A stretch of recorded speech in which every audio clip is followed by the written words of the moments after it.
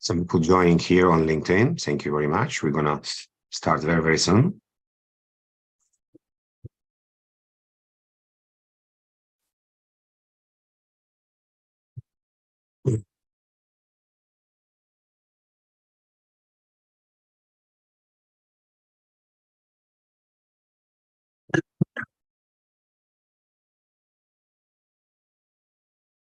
So I guess we can start with the webinar. Thank you very much for joining today.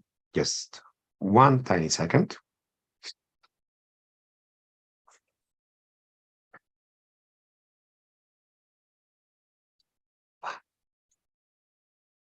Dan, are you okay? I have a nosebleed. 1 second.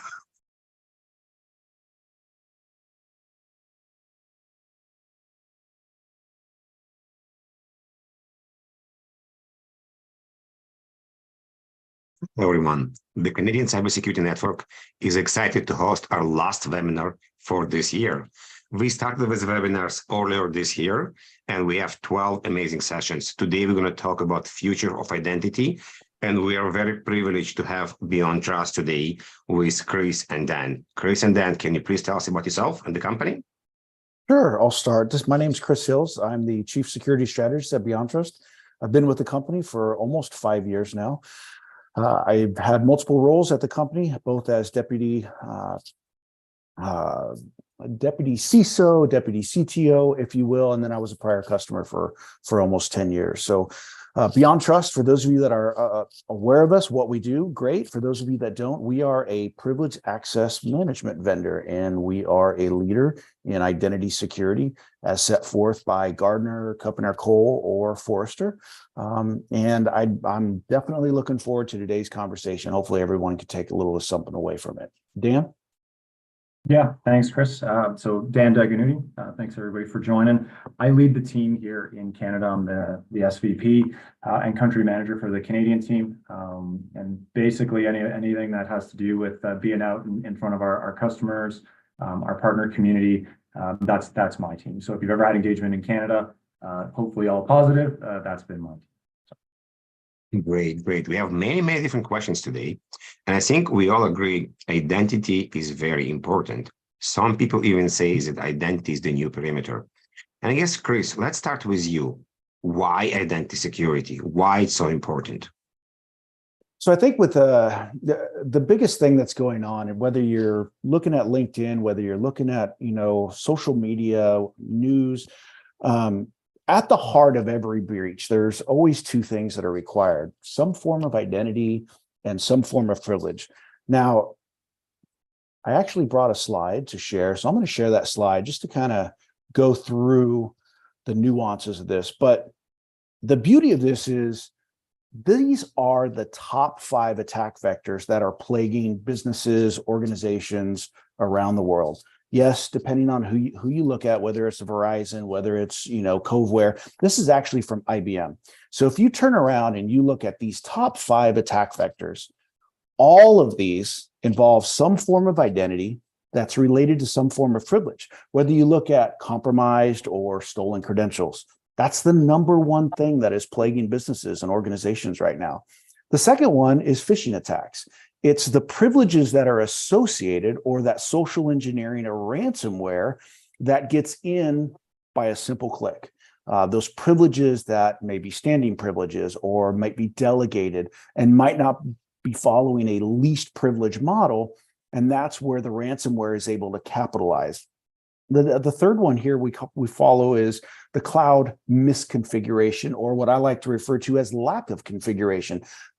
Cloud has grown so much, so fast, that being able to keep up with all of the trends and all of the configurations and the engineering to secure it has far outgrown our ability to keep up with that technology. So ultimately, we're seeing cloud misconfiguration or lack of configuration in this top 5. And then we have the vulnerabilities aspect. When you think about vulnerabilities, the software vulnerabilities that are out there, and if you look at just Microsoft alone, the 2 key pieces that play into Microsoft vulnerabilities is elevation of privilege and remote execution. Once again, it is privileges that are tied back to a user that can exploit the software. And this ultimately is what's compromising businesses. And whether we want to admit it or not, it's that malicious insider. It's that person that has too much access that we're not monitoring and we're not taking away. And whether it's the bad actor capitalizing on intentional or unintentional use of that malicious insider, it fits in that top 5. And sadly enough, one of the biggest statistics that is really a shock and awe in this is the amount of time that it's actually taking to detect and contain the bad actors once they are actually in an organization and have compromised it.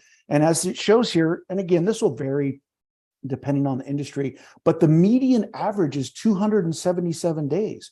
When you sit down and you think about how long those bad actors are in your organization doing God knows what, cleaning up their tracks, maybe creating backdoors, creating new accounts, deleting stuff before you can actually find them, contain them, that's a long time for organizations to have somebody that's not supposed to be in their network, on their apps, in their systems, doing bad things.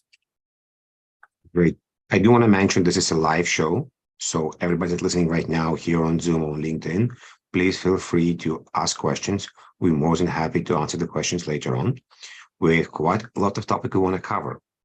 And I think the next topic I want to talk is we kind of know identity projects are not easy. If they were easy, everybody will do them, but they are very important. And then maybe we'll start with you. You're working with a lot of enterprise customers. What are the common pitfalls? And in a way, how do you also resolve them in identity, I guess, in general, with identity management or implementation part? Yeah, they're viewed as very large initiatives, right? I think the key is to break them down and just determine your starting spot. That's whenever I'm talking to organizations, I just say, start somewhere is really the message, right? What is the core requirement that you guys have? What's the driver behind it, right? Is this coming from your risk office? Is it, Chris mentioned insurance earlier, right? So is it a cyber insurance driver, which was very strong at the start of the year? And then what aspects of identity, because it's a very loose and broad term in a way. Privilege is part of it, right? If you look at the Gartner matrix for it, privileged access is definitely a key component. It's a foundational piece of it. So determining where you need to start it. I have conversations with my peer, James Toomey over at SailPoint very frequently. And what we find is within a 6-month period, typically that they've been brought into an opportunity or talking to a customer, we are then in 6 months later and or vice versa, right? So it's really helping organizations understand where do you want to start and what is your driver. Now, the message that I'll put out there for everybody is, especially in our world when it comes to privileges and things like least privilege, things like application control, which people don't consider part of privilege historically, right? These are tasks that were candidly incredibly onerous 10, 15 years ago, right? If people had initiatives to remove privilege from everybody, it was gargantuan at the time. We're now fortunate enough to be in a place where we're able to remove privileges from an estate on endpoints or servers, as an example, in a matter of weeks or months, right? So you're able to have some quick hits, some quick successes, show leadership that, hey, this is not as necessarily as big of a challenge, and we can take those steps up the ladder. It's really just a question of where do you want to begin, right? So I do want to kind of go a bit deeper here, because I think when people hear, we want to start an identity project, and then some say, oh, it's going to take 6 months. Like, oh, 6 months is going to be too long. We don't want to do this. It's going to fail. There's stories about implementation that went left, south, and you name it. Absolutely. Like maybe, Chris, you can comment more on this. Like, what do you see? How to avoid them? What we can do to make sure everybody aligned? Well, I think that, Dan brings up one really good side of the point, right? You have a strategic side and you have a technical side. And what you're asking for is kind of the technical side. And they all essentially kind of merge together. And it's how do you overcome that? Because we see often enough people, organizations, they buy into something and then they have all this technical debt, but they don't have a way of implementing it, or they don't know what it is they're trying to implement. It's a checkbox to meet, as Dan mentioned. Is this a risk thing? Are we trying to meet a compliance requirement? Okay, great. We bought a solution, but now what are we supposed to implement? And a lot of companies end up getting stuck on what do we do, and we don't know what we don't know, which is why we encourage partner relationships to be able to help guide them down that path. The other side of it really is the adoption side to security in general. And I don't care what anybody says. At the end of the day, security tools, as much as we don't want them to be disruptive and we want them to be frictionless, they are meant to be disruptive. They're meant to be disruptive for the bad actors. And unfortunately, the end users have to suffer a little bit more of maybe their efficiency or maybe their productivity to make it harder for the bad actors to capitalize on an organization or a business. And so the idea behind that is really the understanding of why an organization is doing this. What is the purpose of it? Why are we protecting? Why are we protecting it? And I always go back to the foundation that a lot of businesses, a lot of organizations, when we rolled out our identity and access management, and Pam was along with that, and we locked everybody down. We did a lot of conveying to the end users of why are we doing this and what is the purpose behind it in order to get buy-off. And that was not only at the leadership level, but that was at the end user level. When you're able to tell them that you're trying to protect the business and not punish them, but instead you're trying to ensure the longevity of one, their career, a paycheck, branding, right? Maybe their 401k that they may be hurting, because if the company suffers a breach, all of those things could potentially go out the window.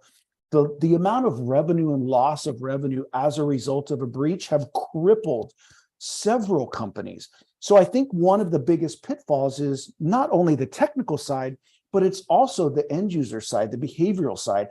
How do we avoid falling into this pitfall of, hey, we're just going to implement it and just throw it at you, and you got to suffer it and you have to take it, and we're doing it because we're doing it, right? So I think there truly is the end user side, and there's multiple pieces that have to be massaged in order for it to be successful. It's not always about the technical win. A lot of customers, it is about the end users. Can I just add that, Evgeny? Yeah. Sorry, can I add to that? Because one of the things that I'm noticing as well, and Chris highlights it, is, you know, when we talk to organizations that might be struggling a little bit on the adoption, right? What the common factor that always comes back is, unfortunately, and I've known you for 20 years now, I think, at this point, right? And, you know, 20 years ago, we were talking about perimeter, and then we talked about endpoint, and now it's identities, right? An identity initiative, whatever identity means, right? Whether it's IGA, IAM, PAM, access, whatever it might be, that is fundamentally a different initiative than, with all due respect to, you know, firewalls or gateways, which was my old life, or AV. You can't approach a project in the identity world with the same mindset that you do those, right? Because there is impact. The biggest change is truly that workflow that Chris talks about, right? You need to be able to over communicate that to organizations of, this is how you will be impacted. You're still going to get to the door. You're still going to get where you need to go. You're just going to go this way instead of the way you've traditionally done it, right? So the key to it all, it sounds so simplistic, but the key to it all is over communication within that framework, right? Your project management team, the vendor side, the partner side. Again, it is truly as simple as that, but it's also allocating the mindset of, this is not just set this thing up, deploy it, turn it on, and everything works, right? There is a time component to it. Interesting. You mentioned IAM and you mentioned perimeter. And my mind was kind of already thinking about this. Because we work from anywhere, like I think you guys in the hotel, I'm at home, if somebody in the office, like we literally right now, it's amazing how we can operate from everywhere, but it creates a big problem for the organization, because I cannot put a firewall, I cannot put a proxy, I cannot put in whatever it is, because you're not going to take a firewall with you when you're traveling. So what does it mean? We used to, yeah, you're right. What does it mean IAM is the new perimeter? Like, how we can explain to the people why it's this? And what does it mean later on down when it creates security controls and policies? Well, I mean, I can take a crack at it. I'm not a technical guy, as you know, right? But I think it's just, to me, it's more just the thought process of, you know, where's the crown jewels? You know, what is the most important piece that you need to be protecting? And it used to be, to your point, everybody's in the house, so just protect the surrounding of that house, and it's all kind of soft and gooey on the inside. Now we're everywhere. You're absolutely right. Chris and I are in different hotel rooms in different cities right now as we talk to you, right? So it's all about ensuring that the access that we have, right, is validated, that we've got our checks and balances, right, that our sign-on, our MFA, all those things are following us in a way, are tracking these things appropriately, so that it's not, we don't see things like, I'm sure we're going to get into it later with regards to the Okta breach a couple of months ago. The way we discovered that part of it was actually somebody trying to log in from Malaysia, right? So it's all of these components kind of put together. I think it's just the natural mindset. Again, the term identity is a very loose one. When I go in and start having conversations with people, the first thing I ask them is, what do you mean by identity, right? Because it's very different for different people. I asked the same question with privilege, by the way, right? What does privilege management mean to you, right? And some people go down the old path of rotation of passwords and session management, things like that. And other people talk about endpoint least privilege. It's very different to different people. Chris, I don't know if you want to expand on that, maybe. No, I mean, I think that's a great segue. To your point, right? Identity is the new perimeter. And as Dan mentioned, everybody is being connected, whether we're tired of hearing about COVID or not. COVID forced this at the end of the day. Look, we had some zero trust principles that we were embarking on, when we had that castle and moat scenario. The moat was our network perimeter. The castle was our corporate office. Everybody came into the castle to work. And now what we've done is, as a result of COVID, you couldn't hang out in the castle to come to work anymore. So now everybody's on the outside of that moat that would typically protect your castle. And ultimately, the only thing that we can do now is to protect that identity, to ensure that not only that they are authenticated, but they have the authorization aspect when they're trying to access resources. And now with the adoption of cloud technology is not on-prem. It's being hosted AWS, Google, Azure, whatever it may be. So all of these resources and all of these companies that are making these resources available, and everybody that is now logging into them are doing them from a remote location. So that is why everybody is embarking on identity as the new perimeter, because it is technically the only level of defense that we have to ensure that the person logging in is indeed who they say they are, and that's why we stress the importance of least privilege, the principles of least privilege, to make sure that they're only able to access the resources, the assets that they need to access, and they don't have that abundant amount of permissions or rights in order to gain them more access than what they need. And that's why the whole zero trust mantra that we've heard about really has taken us down this path, because the original trust model was broken. We've heard about it. We've talked about it, whether we go down that rabbit hole or not. And so ultimately, until NIST came out with the 800-207 to define what zero trust was, then what zero trust architecture, the 7 tenets, and it's multiple businesses, companies coming together to essentially adhere to the 7 tenets of zero trust to achieve a zero trust architecture and a posture that we can be confident enough that the people that are logging into the resources truly are who they say they are. And then we also have the validation step, the compliance step. Are they doing what they're supposed to be doing when they access it? Can they be accountable? Can we prove it? And do we have logs to show that as an audit trail? And that really is I want to say the encompassing factor of what zero trust brings. And that really is why identity is the perimeter. But basically, you're saying we move from castles to cottage country. No, I work from everywhere. To cottages, right? The cottages. Nice. You mentioned something important that I think people not always thinking about it. We all talking about the MFA, the single sign-on, the two-factor authentication, but we're not always talking about the authorization part. And it is important. And I think it's, maybe you want to kind of talk a bit more about this. You mentioned this already. What is the level and why we're failing in this, and why and how your solutions also help there? So there's the biggest, I guess, the way to break it down is there is authentication and then there's authorization. When you break down the authentication piece occurs when somebody goes to log in. Are we validating that they are who they say they are? That is authentication. The authorization aspect comes into, okay, now that I've validated who you are, what do you have access to? On the old style, if you will, on-prem, it was a delegation of rights. It was security groups that you were a part of that granted you access. And now, because we have all of these distributed assets and resources, now it's ever so important, because when somebody goes to log in, and if it's a bad actor that compromises, as you saw on that first slide that I shared, weak or compromised credentials, right? If a bad actor is able to somehow hijack a user session, their authentication, and now they have granted that access, or they have been given that access to whatever it is that user has, now they could do even more damage, because if that access spans beyond what the least privilege is, and the prime example I like to use is somebody who's a Unix Linux administrator. And in some cases, right, bear with me on this, in some cases they might have overlapping access, whether it's the SOC or the NOC. But ideally, when you start thinking about least privilege, if Unix administrators don't need access to Windows resources, they shouldn't be put into a group that grants access to both servers, both types of servers, right?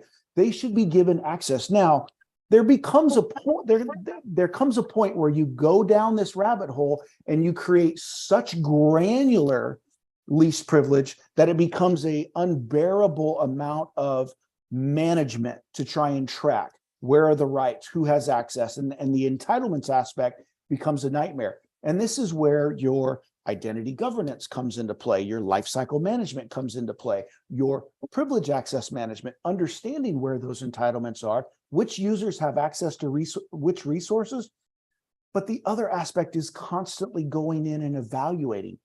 Data classification. Do users need this access? What are they doing with it? If they're not using it, we need to take that away, because it's a risk to the organization. And when we get down and we start talking about it maybe a little bit further in this conversation, how is cyber insurance playing an impact into this? How are you addressing that to meet that we're only delegating the amount of resources that a user needs and not over delegating the amount of access they need? So it becomes a monster in itself, not only to manage, but to track and then validate whether or not the users need that amount of access, which is why one of the other principles of zero trust and zero trust architecture is that evaluation, the reevaluation steps in that process when you talk about the 7 tenets. We mentioned zero trust several times. Now, yes, there was a fundamental change in the last 5 years with COVID. It's probably also related. But why now? Like, why zero trust now and not 6 years ago, before COVID, for example? You know, I'll answer that before Dan goes. I truly feel that because of the breaches that are occurring and because of all of the compromises, companies and businesses need a way to put framework around what it is they're doing. It's almost like a checklist and a guideline. As much as we would love to say, hey, we just want to implement zero trust and be done, zero trust isn't really like that. Zero trust is it's a cybersecurity plan. And in some cases, people say that achieving a zero trust, isn't really attainable, especially when you look at some of the old architecture. You can't just forklift old architecture and put it into zero trust. And so ideally, when you start thinking about manufacturing, healthcare, IoT, these devices are available on the network, but they can't take advantage of modern security principles. So how do we secure them? Zero trust plays a critical piece as it relates to securing those types of resources, whether they're old, outdated, antiquated systems that are still running processes in the back end, maybe IoT or OT processes, maybe manufacturing processes. And all of us can appreciate going into a building, there's a server room, and we've all told, hey, whatever you do, don't touch that server. If you touch that server, the whole entire company is going to come to a halt. Nobody's going to be able to get in. And it's still running a Windows 2000 operating system because they can't update it for fear of breaking the system that it runs. This is where that zero trust resource enclave really plays a factor in this. How can we secure those resources that can't take advantage of modern security principles? I think just to add to that, I think it kind of goes back to Chris, what you were talking about too, is organizations now, as I go across the country, what I'm seeing a lot of them is going back to that, I don't want to call it audit, but really health check type stuff, right? Hey, that continuous authorization, just on that question that was asked earlier. So I want to give kudos to everybody out there for actually embracing this type of mentality. And I do think it kind of falls into the principle of zero trust of, hey, we don't know what we don't know, and we need to continuously be looking at this. I actually just came from a session where we're working on a project, and they quite literally are doing a reset, right? As an organization, they're saying, hey, we're going to take a moment in time right now. What people used to have, access and authority to do, should they have that today? I don't want to get down to the whole non-human identity thing, but there's even that aspect that kicks in as well, right? So doing that is great. Again, I always smile when people say zero trust, and they have, solutions or whatnot. And here's the reason why. I've been fortunate enough to be at BeyondTrust for 7.5 years now, right? And when people first started talking about zero trust, I honestly thought this is just another buzzword, right? Now, obviously, it's become more than that. It's become, the architecture that Chris is talking about. I caution anybody, obviously, be careful if somebody presents, I have the zero trust solution that's going to solve all your problems. And unfortunately, there's a few of those. But the reason I smile is because if you ask anybody in the privilege and identity world who's been running around for 10 plus years talking about this stuff, it's what we've been talking about the entire time. I mean, least privilege quite literally means I don't trust anything. You are not an administrator anymore, full stop, right? Just in time, or JIT, right, was a word a couple of years ago that came up. This, again, fundamental practice that's been there. I think one of the changes, which was your original question, is also that technology has caught up to make it a little bit easier for people to go down the path of implementing these things, as opposed to these monstrosities that we talked about before, right? Which were just overwhelming, or you'd have to get an outsourced partner to help you with, and they were just, very, very costly. So I think technology's caught up, and I think, again, to Chris's point earlier, the events that happened over the last 4 or 5 years that forced everybody home made people catch up very, very quickly and realize, hey, we have to go down this path whether we want it or not, right? Makes sense. Interesting about zero trust, how it's been developed, and there's many, many different things. And I agree, it's not, I'm done. It's basically a framework, and it's a continuous effort when I have to go and do this all the time. And I kind of want to touch base because many companies right now hear zero trust. And then the management, okay, we're going to move to zero trust. Tomorrow, everybody's zero trust. We need to be zero tomorrow, but it's not happening like this. Oh, IAM, it's a big problem. We need to change our IAM. What do you do to set correct expectation to the C-level people, to the board level, to understand what will happen with the transition of IAM from the legacy, let's call it old, to the new one? How do you do it correctly? How do you make sure it's not fading and people not screaming in 2 months? It's an interesting one. I don't know. I mean, Chris, I know you run around talking to a lot of C-level folks, right? But I think from my perspective on it is, there's an element of realism that I think now at the board level, the first thing is they're acknowledging cyber in significant fashion, right? And they're actually listening. It's not just, hey, do this zero trust thing, tell me when it's done, right? They're actually actively listening, they're actively participating and wanting to understand what does that look like. The fact that there's a framework that you can go back to and say, hey, here's how we're mapping, and it's a continuous thing. It's like your kids, right? It's gonna grow and evolve and change over time, and you have to be ready to deal with it over time. So sometimes, look, I'm just an ex-dumb sales guy, but sometimes when you bring it down to that level, the message is actually heard, right? But Chris, I know you spend a lot of time with our CAB and with executives. I don't know what your take might be. So, Dan, you brought up a really good point earlier, right? When you talked about, and I laugh about this when I present on Zero Trust, and we talk about, hey, you know what, if there's a vendor that's out on the floor that's telling you they're going to sell you a Zero Trust solution, I always tell everybody, I live in Arizona and I got a lot of desert I can sell you for really cheap. Zero Trust in itself is a monster. And like I said earlier, it is multiple vendors working together to achieve the Zero Trust posture. If anybody looks at Zero Trust, and as I mentioned earlier, thinking you're going to just forklift your environment into a Zero Trust, That's not the right mindset. And it's just like when we talk about PAM. PAM has so many different pieces to the puzzle in order to make up what privileged access management is. And we've had a couple, organizations and businesses buy everything and they want to basically just throw it in all at once. And I try to explain to them that if you try to boil the ocean, you're going to fail. And ultimately understanding that, and this is one of the things I preach about, achieving zero trust should be a far, far distance goal, right?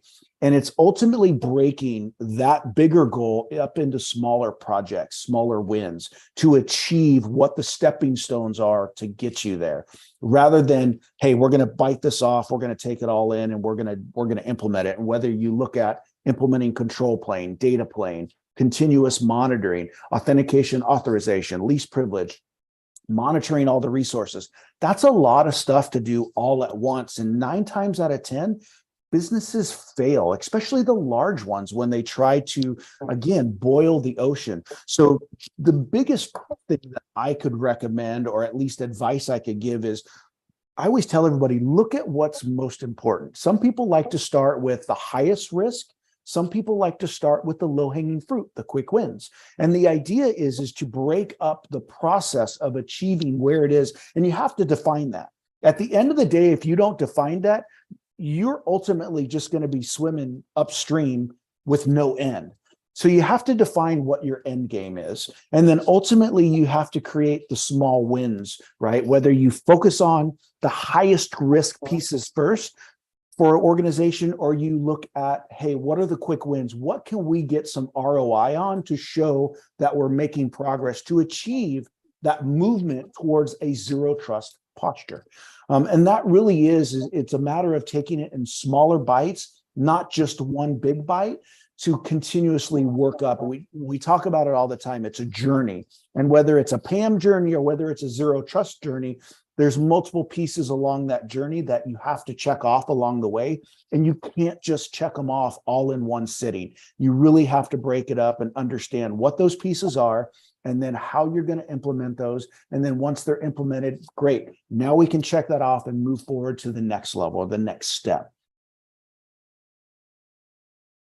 I want to go to something a bit more, I say, practical to the practitioner people, because in some cases it may be confusing. So let's say we have a big company, and the company has internal infrastructure. So we have email, access to SharePoint, access to Outlook, many, many different things. But also this company has application for the end user. Maybe it's a bank, maybe it's an insurance company. So now I need to manage identities internally for my corporate infrastructure. So maybe don't have too many privileged IDs, because I may have administrators that run my email, run some servers. And then I have the development environment with the application itself that it's end user facing. And now we have developers that working with the applications there. There's a lot of APIs potentially and many different things. Some people think that, oh, do I run it in one PAM solution? Do I run it as separate PAM solutions? What's the difference in these identities? What are the best, I don't know, the best practices, but some of the recommendations to do it better? So I'll start, and I'll let Dan kind of finish, come in at the back end of this one. One of the things that I always try to tell companies is you have to address where your risk is. There is a risk appetite that every organization differs from. There is a risk tolerance, right? In other words,